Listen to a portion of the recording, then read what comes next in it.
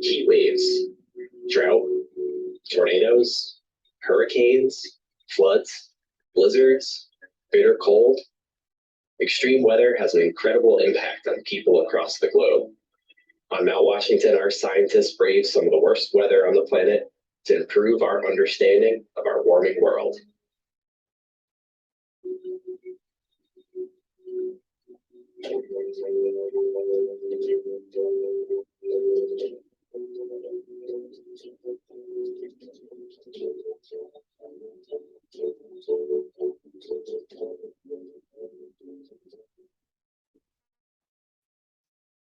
Hello, everyone, and welcome to our first virtual classroom of the school year. If you followed this program in years past, welcome back. If you're new to this program, we're so excited to have you. We're going to be doing things a little bit different this year. And the way it's going to work is we're going to have a live video uploaded every so often, and it's going to be followed by a live Q&A session where you're going to have the opportunity to ask me questions about anything presented in the video or anything about the observatory and life as a meteorologist up here, or anything else that you might think of. My name is Alex Branton, and I am a weather observer and education specialist here at the Mount Washington Observatory. And I, along with fellow education specialist and observer Francis, will be your primary presenters for this year. If you're not familiar with the observatory, we are a private nonprofit organization with a mission to advance the understanding of Earth's atmosphere and climate and the weather. And we do this through a few different ways. We do this through weather operations, we do this through research and product testing, and through education and outreach. So without further ado, let's get started with our introduction to meteorology. So first, let's define what meteorology is. The National Weather Service defines meteorology as the science of Earth's atmosphere and the processes that drive its weather. Now, whenever I say weather, this can mean a variety of different things. It can include things like rain, shown in this picture right here, or things like hurricanes, shown in this satellite image, or large-scale storms that span the entire United States, like this one here. So on a small scale, that would be things like your rain, and on a large scale, that would be things like your hurricanes and your large storms. So because Earth's atmosphere is so large and so complex, this requires a lot of different people to make up the field of meteorology. So scientists who study meteorology are known as meteorologists, like myself, and there are many different types.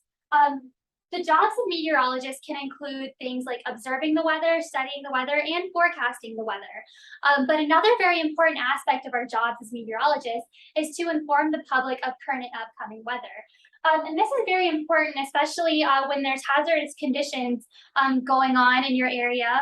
And an example of this is meteorologists who will issue warnings or watches about a variety of different things. So on this map behind me right here, there was a lot of different things happening in the United States at this time. For example, we had winter storm warnings in this area of the United States. We had high wind warnings in various places across the western United States. We also had flood warnings in the Mississippi River Valley. We had tornado watches down here in Florida, among many, many other things. The meteorologists who submit warnings and watches and advisories like this are known as meteorologists who work for the National Weather Service. And this is an entity of the government that employs the largest number of meteorologists in the United States.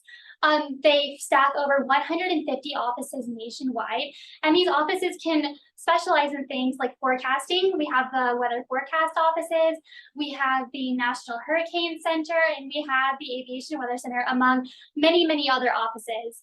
The U.S. military also employs a large number of meteorologists, and these meteorologists support a variety of missions across the entire globe.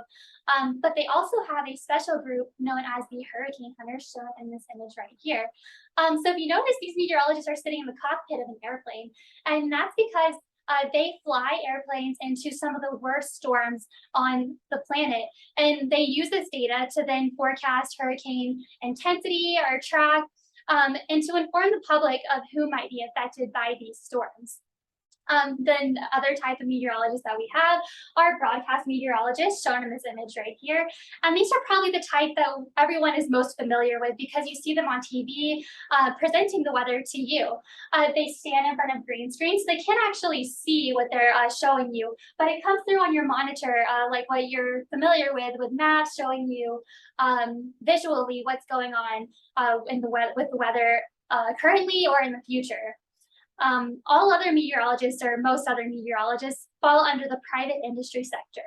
And these can include meteorologists who work for energy companies or who perform research for institutions like the National Center for Atmospheric Research or us here at the Mount Washington Observatory. So as meteorologists on the Mount Washington Observatory, we can do a variety of different things. The most important part of our job is observing the weather. And this is when we go outside and record things like temperature, precipitation, visibility, many other things. Another aspect of our job is forecasting and broadcasting the weather to our local audience. So we put out 48-hour forecasts or 2-day forecasts specifically for the mountains of New Hampshire.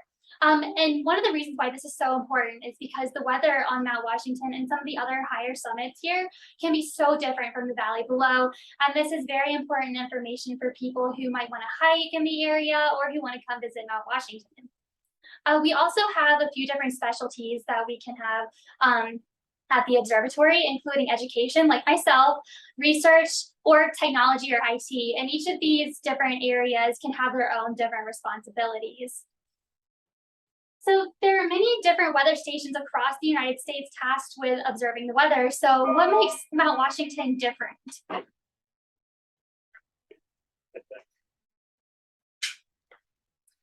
Sorry about that. So what makes Mount Washington different and so unique? And the biggest reason is the extreme weather. We see high winds up here a lot, and we are one of the most consistently windy places in the United States and in the world. Our highest gust ever recorded was 231 miles per hour, which is pretty fast. We also have cold enough temperatures to support icing conditions up here for almost every single month of the year.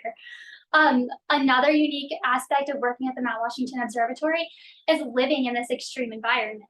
Our shifts are a week long where we live on the summit and we perform our tasks like observing the weather and doing forecasts and whatever else we might need to do during that week. So if all of this sounds interesting to you, you might be wondering how to become a meteorologist. There are many different ways because, like I said, meteorology is such a diverse field that requires people with many different talents. So each path might look different. But most of them do require a college degree. The way my story goes is I got my bachelor's degree in aviation meteorology and air traffic control from the Florida Institute of Technology. During that time, I interned at the Mount Washington Observatory. An internship is a really great opportunity to get experience in the real world and to apply the knowledge that you've learned in the classroom. And then after graduation, I started my full-time position here at the observatory as a meteorologist. So after you graduate, you can enter the workforce or continue education.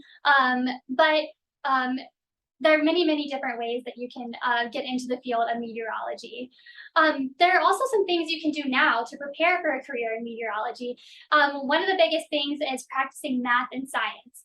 These are two subjects that meteorology relies heavily on, and getting good at those skills will help you a lot in the long run. You can also watch your local meteorologist on TV to start learning your typical weather patterns where you live, and getting familiar with the terminology and maybe a little bit of the science behind the weather. And then you can also follow our programs here at the Mount Washington Observatory. We will be doing our virtual classroom for the entire school year, and we would love to have you join us for all of those. You can find information about our upcoming education programs on our website, along with current summit conditions, our higher summits forecast, live webcams, and observatory information, and more. So I thought I'd just take a moment to show you what the weather's like on Mount Washington Observatory right now. And this is our deck cam. You can access this on our website and kind of see what the weather's doing at any point As you can see, today we have a lot of ice on the ground, and this is because we experienced some fog with some freezing temperatures over the past couple of days and even a little bit of snow. There's lots of people out enjoying the wintry weather up here, but in the next couple of days, we're expecting it all to melt off and it to be more like a typical fall day up here. Remember to submit any questions that you might have for me so that I can answer them in our upcoming live Q&A session. Thank you guys so much for joining me as I presented our introduction to meteorology, and I look forward to speaking with you all soon. Have a good day.